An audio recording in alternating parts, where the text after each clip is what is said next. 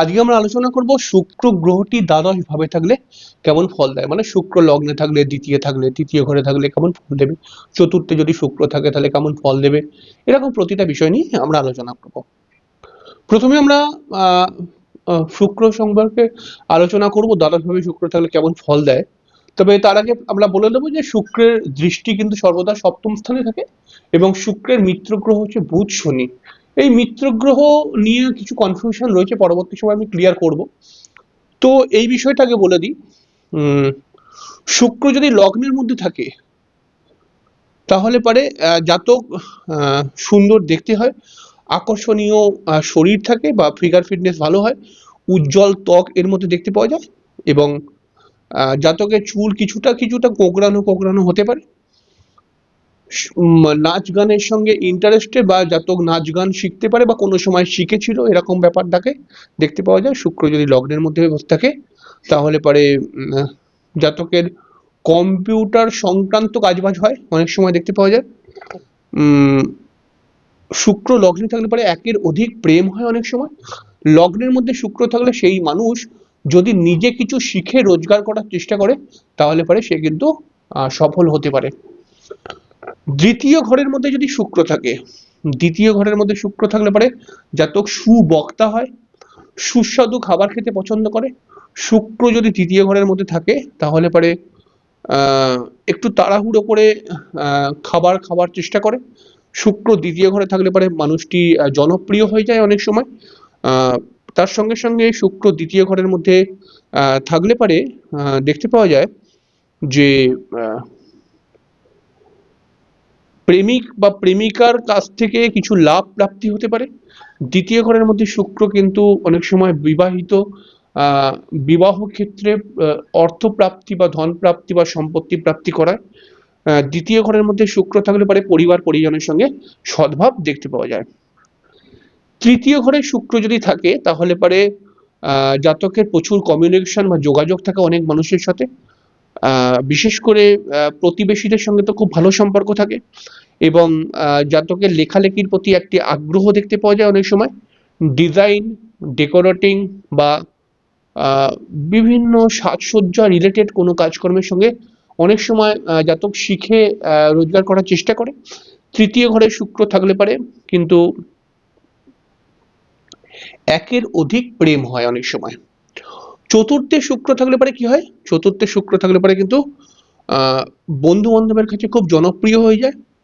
চতুর্থে শুক্র থাকলে পারে কিন্তু যার সঙ্গে কাজ করে তার কাছেও কিন্তু তার নাম বাড়ে, অর্থাৎ সহকর্মীর সাথে খুব সুন্দর একটা সম্পর্ক থাকে। চতুর্থে শুক্র থাকলে পারে কিন্তু গাড়ি বা ফ্ল্যাট হবার সম্ভাবনা থাকে। চতুর্থে শুক্র থাকলে পারে কিন্তু অবশ্যই কর্মে লাভ প্রাপ্তি করায়, কারণ চতুর্থে শুক্র থাকলে দশমে তার দৃষ্টি যাবে, অটোমেটিক্যালি কর্মপ্রাপ্তি হবে ভালো এবং সম্মানীয় কর্মের সঙ্গে সে যুক্ত হয়। শুক্র যদি চতুর্থ থাকে তাহলে পারে কিন্তু বিবাহের পরেও অন্য কোনো সম্পর্ক হতে পারে। পঞ্চম ঘরে যদি শুক্র থাকে তাহলে পঞ্চম ঘর হচ্ছে প্রেমের ঘর। পঞ্চমে শুক্র থাকলে অনেক সময় কন্যা সন্তান হয়। পঞ্চমে শুক্র থাকলে পারে প্রেমের ক্ষেত্রে ভালো। তবে পঞ্চমে শুক্রে যদি কোনো অশুভ গ্রহ দেখে তাহলে প্রেমের মধ্যে ঝগড়া বিপদ দিয়ে দেবে। পঞ্চমে শুক্র থাকলে পরে আর্টিস্টিক লাইনের সঙ্গে সেই মানুষ যুক্ত হয় অনেক সময় এবং মানুষটি ধার্মিক প্রকৃতির হয়। এবং শুক্র যদি পঞ্চম স্থানে থাকে তাহলে পরে কিন্তু অবশ্যই কি বললাম যে আউট অফ স্টেট থেকে কোনো প্রেম আসতে পারে। শুক্র পঞ্চমে থাকলে পারে কিন্তু হঠাৎ একটু বেশি অর্থ উপার্জন করার লোভ তার মধ্যে দেখতে পাওয়া যায়। শুক্র যদি পঞ্চমে থাকে তাহলে পারে কিন্তু আমরা বলবো যেহেতু পঞ্চম ঘর থেকে আমরা প্রেম বিচার করি, বুদ্ধি বিচার করি, এডুকেশন বিচার করি, তাহলে এডুকেশন কিন্তু তার একটু সায়েন্সের দিকে অনেক সময় এডুকেশন হয়। ষষ্ঠ ঘরের মধ্যে যদি শুক্র থাকে তাহলে বিপরীত লিঙ্গের প্রতি কি বলবো, বিপরীত লিঙ্গের প্রতি একটা আকর্ষণ দেখতে পাওয়া যায়। ষষ্ঠে শুক্র থাকলে পারে মানে একটু কম বয়সী মেয়েদের সাথে সম্পর্ক করার একটা প্রবণতার মধ্যে থাকে। শুক্র যদি ষষ্ঠে থাকে তাহলে পারে চোখের প্রবলেম তৈরি করে অনেক সময়। অনেক সময় কিন্তু দেখতে পাওয়া যায় শুক্র ষষ্ঠে থাকলে পারে সুগারের মতো প্রবলেম আছে, ডায়াবেটিসের মতো প্রবলেম আছে। এখানে আহ, শুক্র যদি কোনো অশুভ গ্রহের সঙ্গে থাকে তাহলে পরে কিন্তু জীবনযাত্রার মান অকারণে বাড়ায় সেই মানুষ। এবং শুক্র যদি ষষ্ঠ ঘরে থাকে তাহলে পরে কিন্তু সেই জাতকের হঠাৎ কিছু আর্থিক লস হয়ে যায় অনেক সময়। শুক্র ষষ্ঠ ঘরের মধ্যে থাকলে পারে অনেক সময় লোনে সেই মানুষ জড়িয়ে যায়, এরকম কিছু প্রবলেম দেখতে পাওয়া যায়। শুক্র যদি ষষ্ঠে থাকে তাহলে কম্পিটিটিভ এক্সামের জন্য কিছু কিছু সময় ভালো ফল দেয়। সপ্তমে যদি শুক্র থাকে, এটা সেভেন্থ হাউসে যদি শুক্র থাকে তাহলে পারে কিন্তু বিবাহিত জীবনকে সুন্দর করে। জাতক অল্প বয়স থেকে প্রেম করে বিবাহ করে নেয়। পীড়িত শুক্র যদি এখানে থাকে তাহলে এটা বিবাহিত জীবনের জন্য ভালো নয়। শুক্র যদি সপ্তমে থাকে তাহলে জাতক রোমান্টিক হয়, দেখতে সুন্দর হয় জাতককে। তবে এখানে খেয়াল রাখতে হবে, শুক্র যদি উচ্চস্থ হয়ে সপ্তমে থাকে তাহলে কিন্তু জাতককে দেখতে সুন্দর হবে না। তার কারণটা কি পরবর্তী সময় আমরা বলবো। শুক্র সপ্তমে যদি থাকে তাহলে পারে কিন্তু আহ যৌন রোগ দিতে পারে, যৌন সমস্যা আসতে পারে। শুক্র সপ্তমে থাকলে পারে কিন্তু অবশ্যই আমরা বলবো যে কিছু কিছু সময় সপ্তম ঘরে শুক্র কিন্তু ব্যবসার ক্ষেত্রে অনেক বেশি লাভ দেয়। শুক্র যদি সপ্তমে থাকে তাহলে কিন্তু বিবাহের আগে খুব সুন্দর দেখতে হয়, বা দেখতে সুন্দর না হলেও তার মধ্যে একটা আকর্ষণীয় ব্যক্তিত্ব থাকে, অর্থাৎ তার কথাবার্তা, চাউনি, চোখের চাউনি এমন হয়, তার মধ্যে একটা নম্র ভদ্রতা এমন থাকে যে মানুষ তাকে খুব পছন্দ করবে। অষ্টম ঘরে শুক্র থাকলে পরে আয়ু বৃদ্ধি করায়। অষ্টম ঘরে শুক্র থাকলে পরে উত্তরাধিকার সূত্রে প্রাপ্ত ধন দেয়। হঠাৎ কিছু সম্পত্তি প্রাপ্তি হতে পারে। ও শুক্র অষ্টম ঘরে থাকলে পারে, এবং যদি বলবান হয়ে থাকে তাহলে পারে কিন্তু ভালো, যদি পীড়িত হয়ে থাকে তাহলে কিন্তু খারাপ। শুক্র অষ্টমে রয়েছে কিন্তু বুধের সঙ্গে রয়েছে মনে করা যাক, বৃহস্পতির সঙ্গে রয়েছে তাহলে কিন্তু ভালো। আবার যদি মনে করা যাক রাহুর সঙ্গে রয়েছে, শনির সঙ্গে রয়েছে, পীড়িত হয়ে রয়েছে তাহলে খারাপ। তো শুক্র অষ্টমে থাকলে পারে সাধারণভাবে আমরা দেখেছি যে শুক্র অষ্টমে থাকলে পারে বিবাহিত জীবন নিয়ে সমস্যা করে। একের অধিক আহ প্রেম হবার সম্ভাবনা, বা একের অধিক প্রেম তো আজকাল সব জায়গায় হয়, বিবাহের পরে প্রেম হবার সম্ভাবনা রয়েছে। শুক্র অষ্টমে থাকলে পারে কিন্তু অবশ্যই কি বলবো, মানে যৌন রোগ দেয়, খুব নেগেটিভ রোগ দিয়ে দেয় অনেক সময়। তবে পীড়িত শুক্র যৌন রোগটা দেবে। শুক্র যদি অষ্টমে থাকে তাহলে পারে কিন্তু তার ওয়াইফ কোনো কাজ বাজের সঙ্গে অনেক সময় যুক্ত হয়। নবম ঘরে শুক্র থাকলে পারে কিন্তু সাধারণভাবে শুভ, উদার মানসিকতার করে, আধ্যাত্মিক মানসিকতার করে দেয় জাতককে।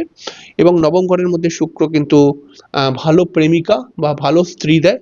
নবম ঘরের মধ্যে শুক্র কিন্তু অবশ্যই শুক্র নির্দেশিত বস্তু থেকে লাভ করায়। নবম ঘরের মধ্যে শুক্র থাকলে ভ্রমণের মধ্যেও কিন্তু একটা ভ্রমণ করার মেন্টালিটিও দেখতে পাওয়া যায়। দশম ঘরের মধ্যে শুক্র থাকলে পেশার জন্য শুভ।